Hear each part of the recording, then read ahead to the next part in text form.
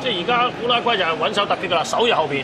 咁但係前面蘇亞雷斯突然間有快嘅咧，如果呢個時候入翻你一粒咧，根本你已經翻輪乏術㗎啦。所以真係此時不變啊，還待何時咧？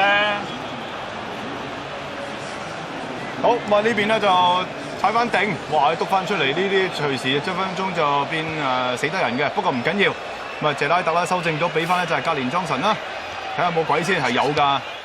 咁啊卡雲尼喺後邊嘅，哇！呢度避得到，好嘢。咁啊再俾咧就係格連莊臣，然後自己吸翻埋去，入咗禁區，出到尾出，搞掂啦啩 ！Rooney， 終於咧係取到世界盃決賽周個人嘅第一個入球啦！打咗10場嘅決賽周，終於有一個入球啊！今日咧犀利啦！哇！呢個又突然就同我哋頭先講緊，喂要變，咁你唔使變咧，到突然間咧變出個入球啊！咁啊呢球波咧就幾個球員喎，咁啊格連莊臣最尾埋嗰下咧就真係咧係奮不顧身，因為對方已經打橫掃埋嚟㗎啦，佢依然咧夠快一篤啊！嗱。